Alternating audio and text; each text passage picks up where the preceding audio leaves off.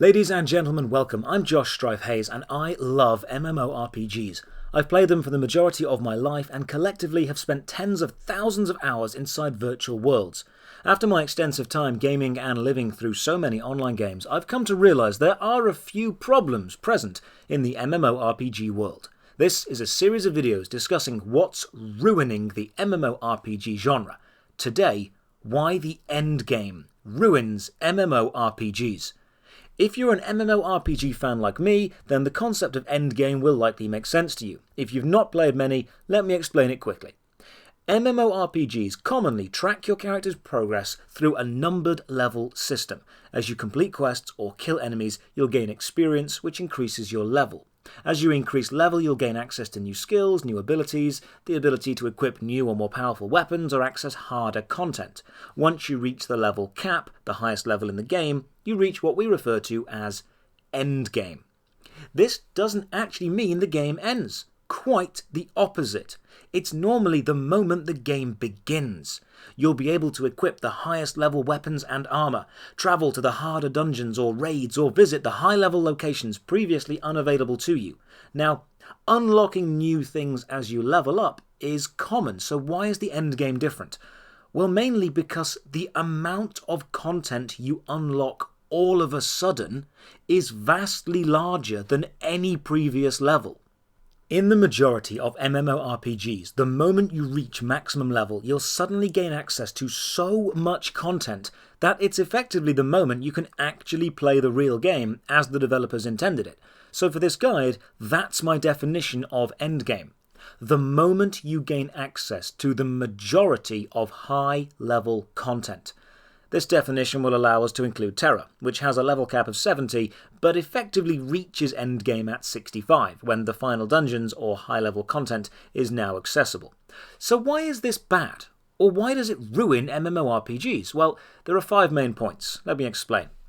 1. It makes all previous content irrelevant. The moment you reach endgame, in almost every MMORPG that has it, you'll be needing to replace your equipment with level-appropriate stuff. This doesn't mean the best in the game. It simply means level-appropriate. And often, that basic, easy-to-achieve endgame gear is better than anything you will have. You reach endgame and remove your old armor, equip some cheap max-level items, and you're much better than you were. This has the unfortunate effect of making any item achieved pre-endgame completely irrelevant or pointless. There's absolutely no point enjoying or getting attached to an item because the moment you hit max level, it's going. All lower level items simply aren't powerful enough. Items aren't the only thing to become pointless. Max level often brings with it new skills or abilities, and these are often superior to your old abilities, meaning you'll never need to use your old ones again. Replace whatever attacks were on your hotbar with new ones. Your old leveling build and attack setup is now rubbish. It's time for the endgame build. Locations also fall into this camp. Once you're max level, there will be a max level area.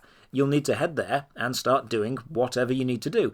It doesn't matter if you enjoyed a previous area or didn't even get a chance to visit a previous area. I mean, that's an entire separate video on how rushing past locations is ruining MMORPGs. But for now, let's just realise that all previous items, some abilities, and a vast majority of locations are now completely pointless and irrelevant to you.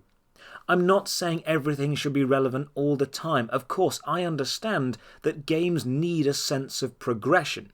But for a single moment to instantly make so much content pointless to experience or outdated seems like a giant waste of resources for the game. It actually means that the moment you hit endgame, the world becomes smaller to you. You'll never need to visit the majority of places now, because they just won't be relevant to you. They won't help you. They won't do anything for you. It's not designed for you anymore. Endgame reduces the world size hugely. 2. The leveling process is boring or rushed. If you're playing any MMORPG and you know there is indeed going to be an endgame moment, then a large part of the game before that will be dedicated to getting you there. Quests will grant experience for the simplest of things, all because all pre-endgame content is simply considered training or a tutorial, learning how to play your class. It has absolutely no interest in being memorable or fun. Endgame is where the money is, the popular challenges, dungeons and raids, and you won't be low level for long.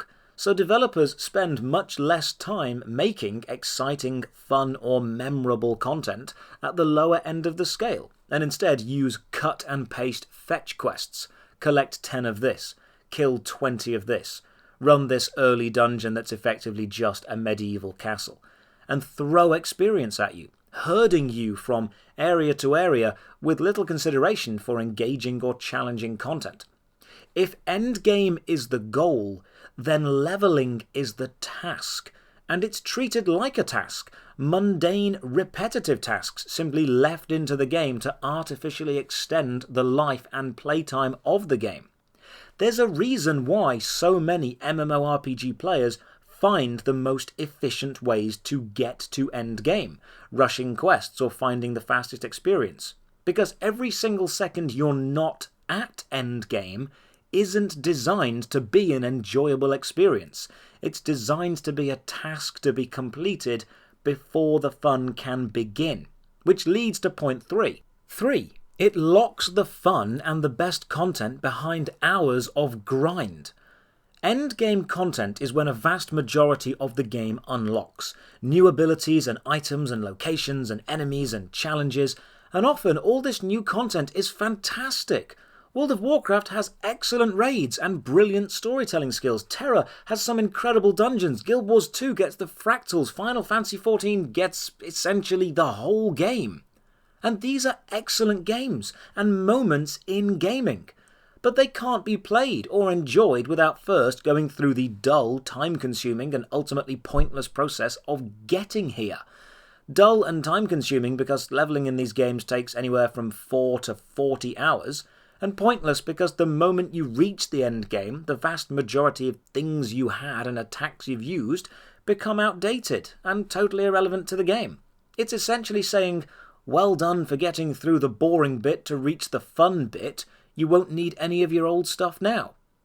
I understand a common counter-argument is that leveling has to exist to teach a player how to play, their class, and how to play their part in the Holy Trinity if there is one.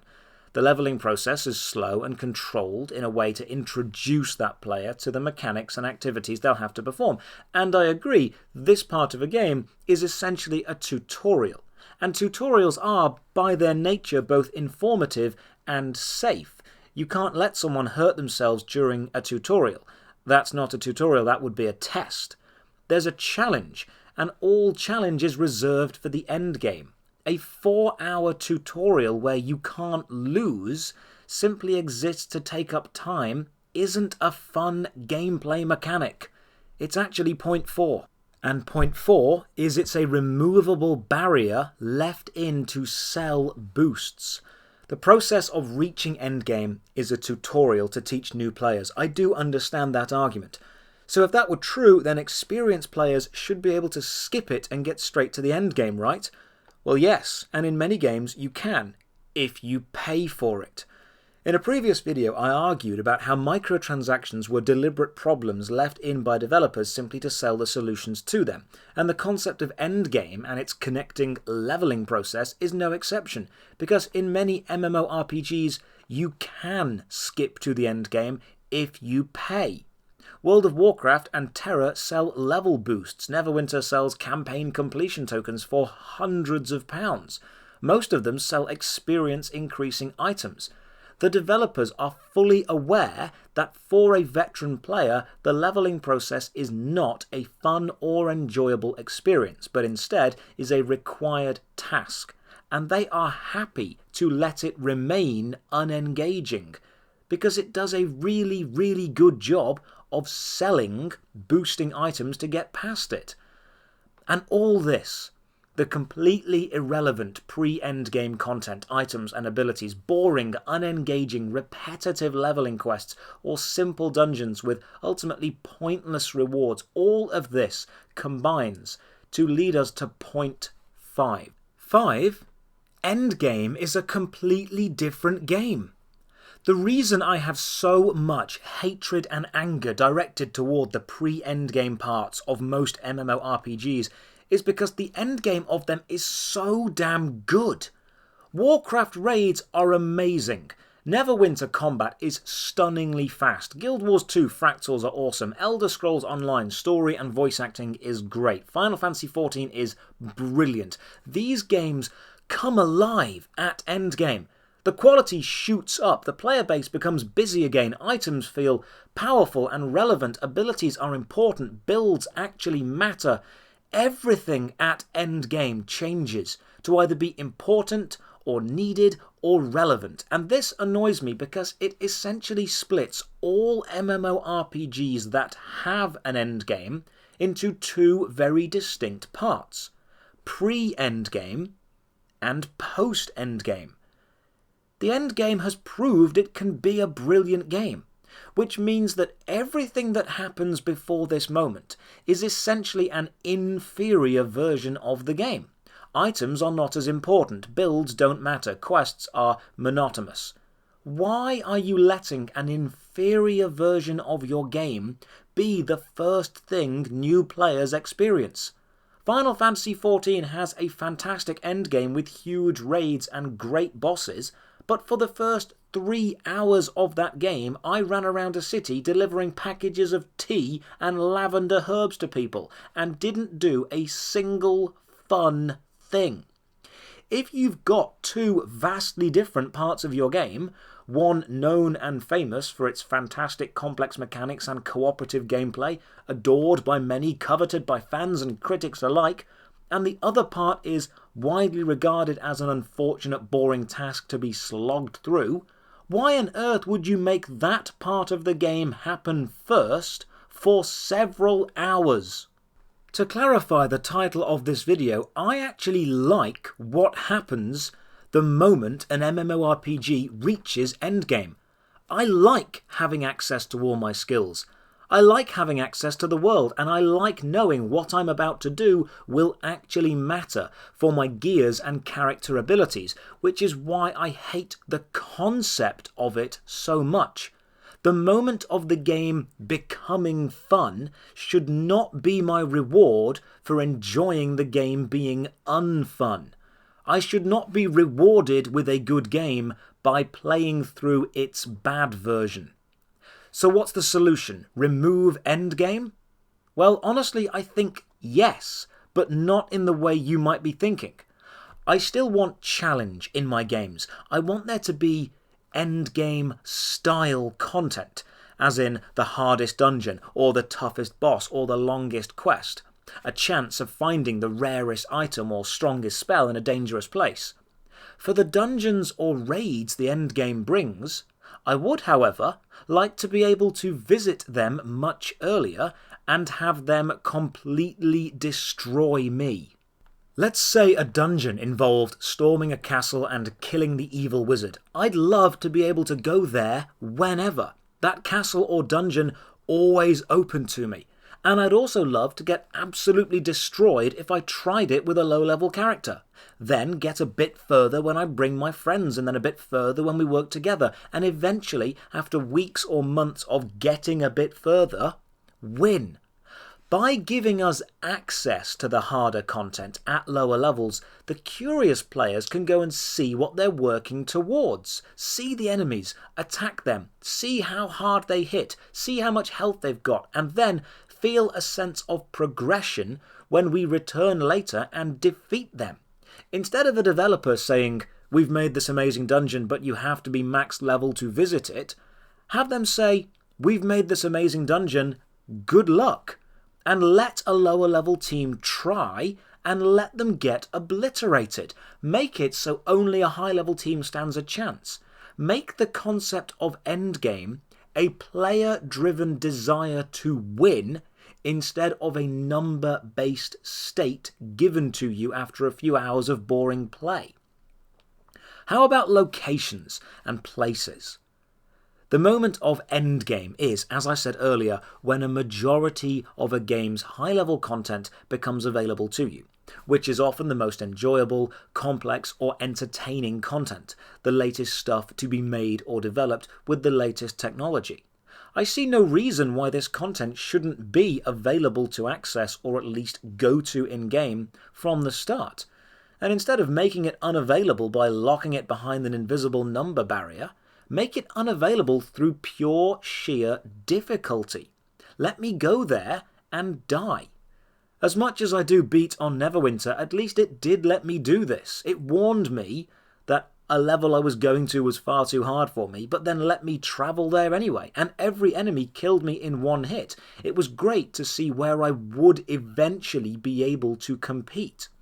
The most amazing places in games are often the newer zones, so why must I spend hours in the same old zones, usually generic forests or deserts, killing the same generic rats or boars or orcs, when I just want to go and visit the new incredible jungle or see the new ice fortress?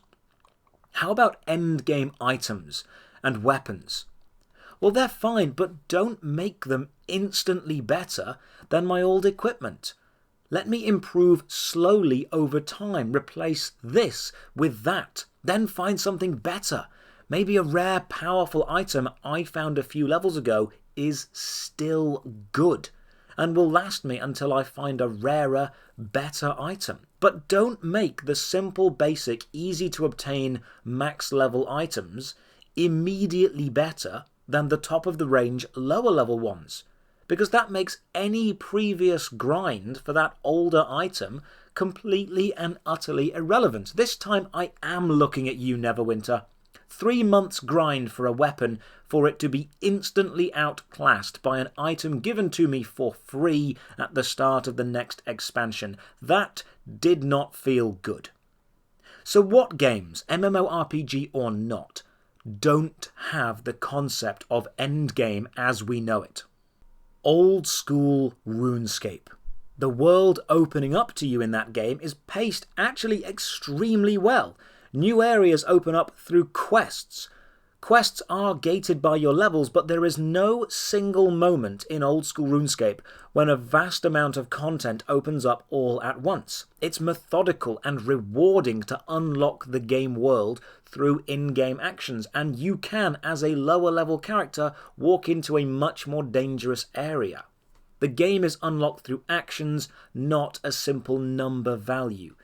You can have maximum stats, but until you complete the Underground Pass quest, you're not going to access the Underground Pass. Even the endgame raid, the Theatre of Blood, is closed off until you've finished a great quest line, which can be started and slowly progressed through since effectively the very start of the game. The endgame raid is your reward for being actively involved in the story and plot, not simply a reward for hitting a numerical value. Old school RuneScape is an MMORPG which said the endgame is not about numbers you reach and then the game begins. It's good all the way through, and endgame is a player-chased state. Guild Wars 2 allows PvP players to instantly jump to maximum level and equip maximum leveled equipment, because Guild Wars 2 realises that challenge is fun when people are equal, and it's a fair playing field.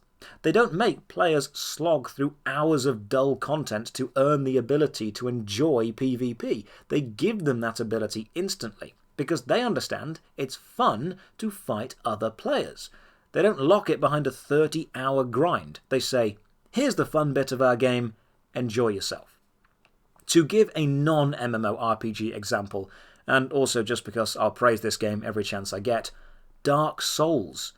The idea of endgame doesn't exist. Almost the whole world is open to you from the start, and you can go and explore it.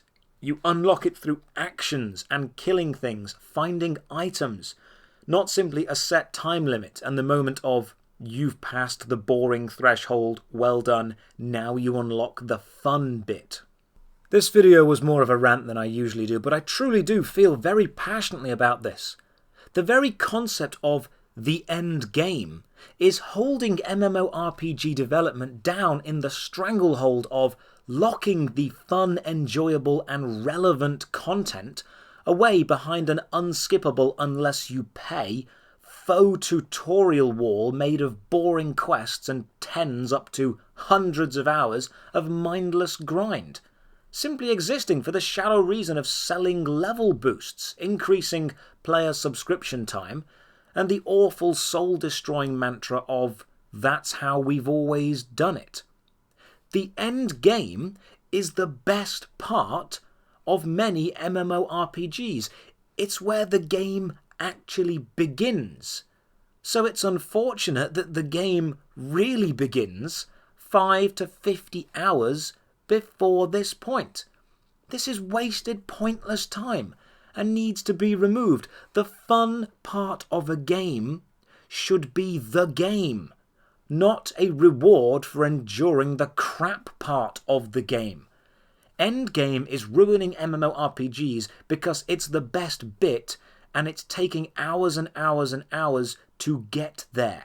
Remove the houred junk before it and let the end game become the game. Thank you very much for watching. If you'd like to shout at me for being wrong, I'm on Twitch.